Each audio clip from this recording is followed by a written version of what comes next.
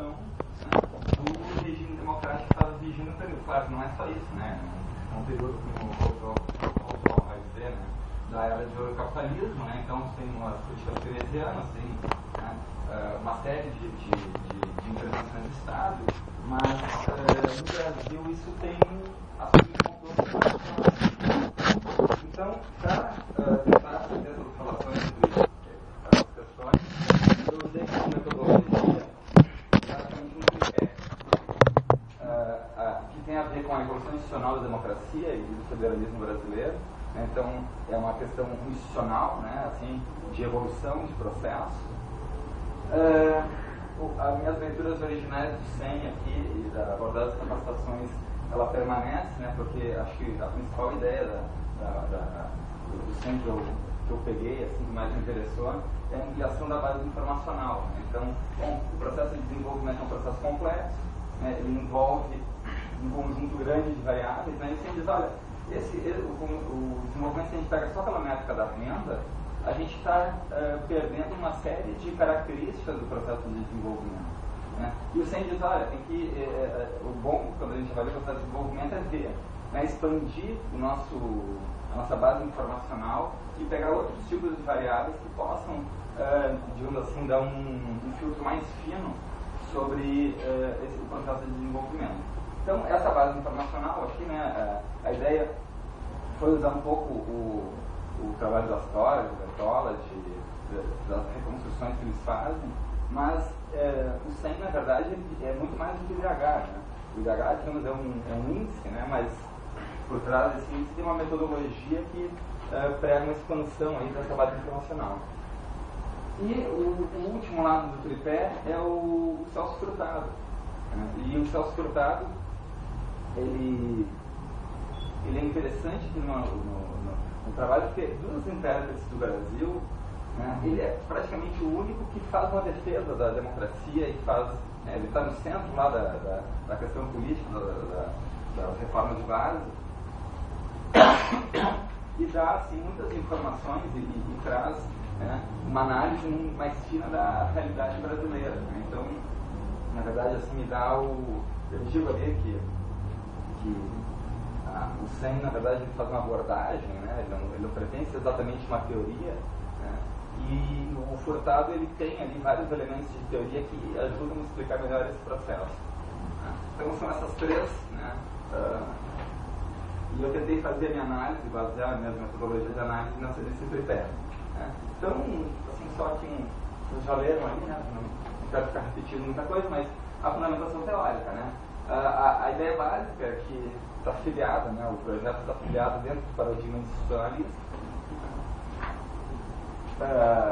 que, na verdade, né, a ideia que a ênfase é nos processos, né, é na explicação do caso particular, isso em oposição ao método da teoria econômica tradicional, né, que parte da modelagem, né, que usa métodos gerais. A ideia justamente de paradigma institucionalista é usar um método mais adequado aos casos específicos. Né?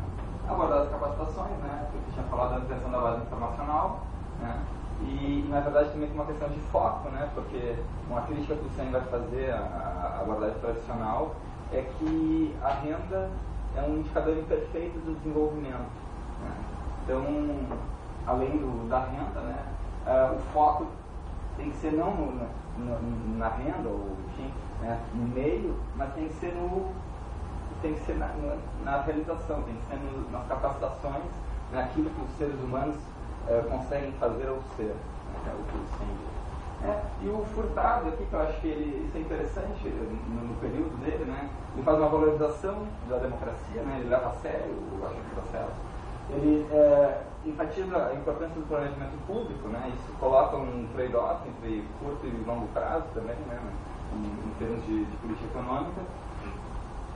Faz a denúncia do aumento da desigualdade econômica e social e defende, né, no final do processo, as reformas de base. Bom, então, isso é a finalização teórica.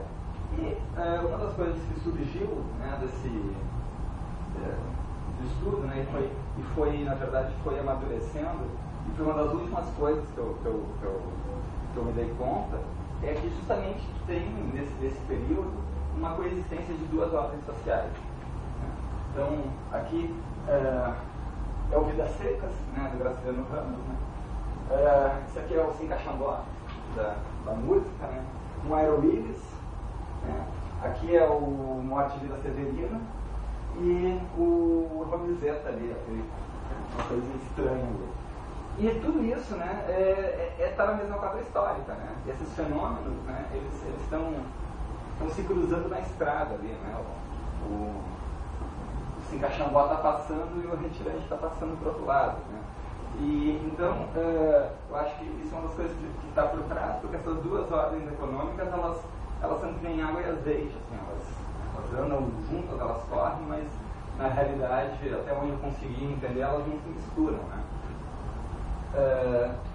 Então, isso também, né, tem muito a ver com as alterações demográficas na década de 50, né, e a quantidade de migração do campo para a cidade. Né, esse é um dado de Gonçalves, 74. Tem uma migração estimada de 11 milhões de pessoas, né, tem uma taxa de crescimento da população urbana, na verdade, o ponto de passagem da população rural para a população urbana vai ser na década de 50. Em algum momento ali no início da década de 50, o Brasil passa a ser mais urbano do que rural. Né? E aí eu achei esse dado interessante, que o aumento explicado da população urbana, né, 50% do aumento da cidade se deve ao fluxo migratório. Né? Quer dizer, esse processo violento de migração. Né? O vegetativo da cidade é 37% e a criação da cidade é só 13%. Então, o principal, né, 50% ali, pelo menos 20 milhões aí que cresceram a cidade, né, pelo menos aí 11 milhões são direto do fluxo migratório para aumentar as cidades. E também tem um dado interessante, né, que eu achei que é muito significativo para entender um pouco esse funcionamento dessas duas ordens sociais, que é o fato de que está havendo um processo acelerado de substituição de importações. Né? A indústria está crescendo, o PIB está crescendo, só que a participação do emprego industrial no total dos empregos diminui ao longo da década. Né? Na década de 50 diminui de 14 para 12,9, um pouquinho. Mas, né, na verdade, mas se vocês pensam pensaram que é um processo de expansão industrial, né? Violenta expansão industrial, na verdade, ele é também, a gente consegue depreender daí que ele é violentamente poupador de mão de obra. Né? E aí a ideia é que essa tecnologia poupadora de mão de obra, ela já era um emprego severino, né? Um emprego ao sujeito que vem do campo, mas também o tipo de emprego que começa a surgir na cidade é inadequado para o sujeito que vem do campo.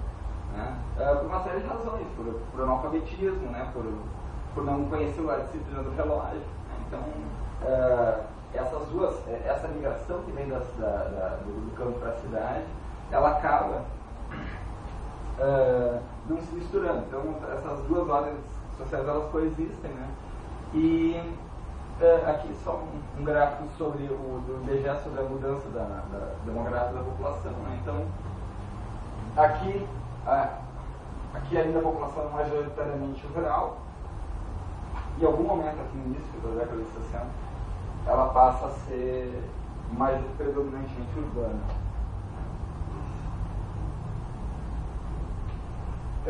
Aí é interessante, uma das coisas que justamente chama a atenção, né? E os dados lá da história, do Bertola e essa variação que na verdade eles construíram esse índice histórico do padrão de vida. Né?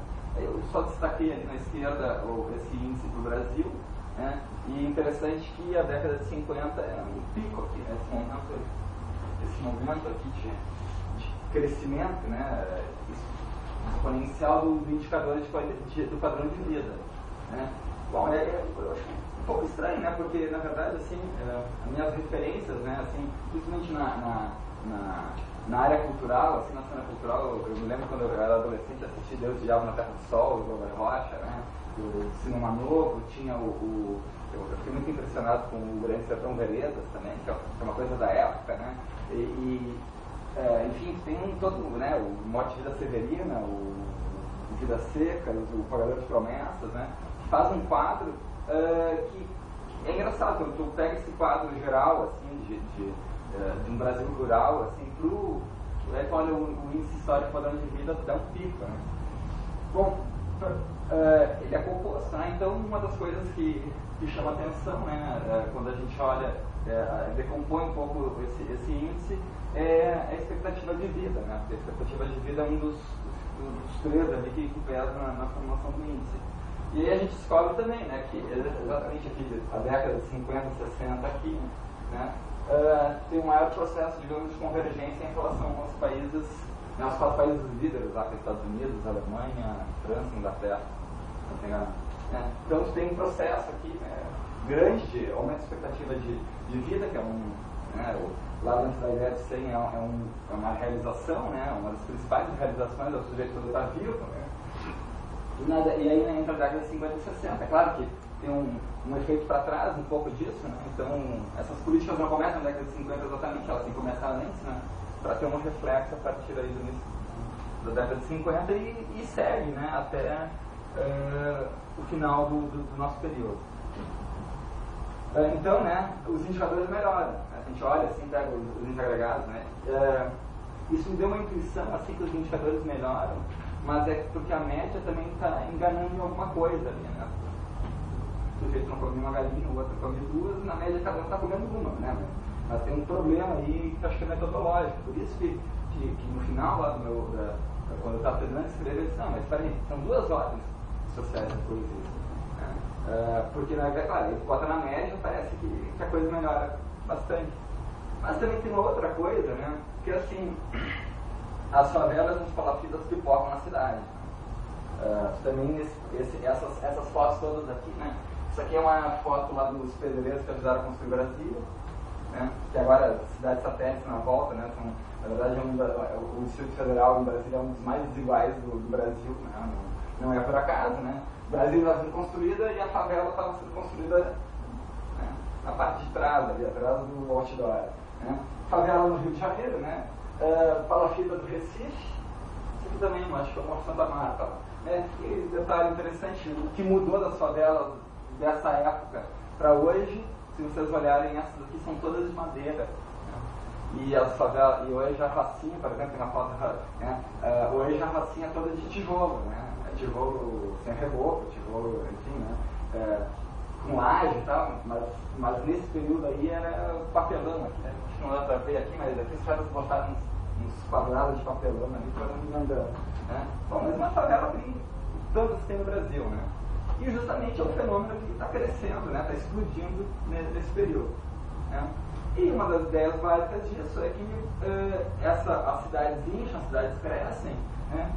Porque, entre outras coisas, né, tu passa a ter uma proteção da legislação trabalhista, né, que embora ela não vai valer para todo mundo, na verdade ela vai para um conjunto muito pequeno, 16% dos trabalhadores urbanos, né, ela é um aspirador, né, a esperança das pessoas. O cara está lá no campo, né, sem um trabalho precário, sem esperança e, de repente, né, se ele for para a cidade, se ele conseguir um emprego em carteira assinada, ele está protegido, né, está protegido pela legislação trabalhista, ele tem direito a uma aposentadoria, ele tem direito a seguro contra acidente de trabalho e tal. Então, uma das hipóteses, né, por que isso esse fenômeno de migração para a cidade ele é contraditório? Porque à medida que a migração do campo para a cidade passa a ser mais intensa, o que acontece com os indicadores de qualidade de vida nas cidades? Eles tendem a piorar. Porque, claro, você está importando, é como se estivesse importando uma miséria, né, do campo para a cidade. E aí, com isso, tu baixa os indicadores de qualidade de vida na cidade. Só que, né, mesmo no caso das favelas aqui, ainda assim, né, os indicadores podem melhorar na média nacional em relação ao campo, porque, de fato, tem mais serviço público nas cidades do que no campo. Né? Então, o sujeito no campo não tem nenhuma possibilidade de ir no hospital. Né? Bom, tá, o cara mora na racinha, né? Não que seja muito fácil ele ir no hospital ou ter um bom atendimento de saúde, mas existe muito mais condições, né, dentro das cidades do que dentro do campo.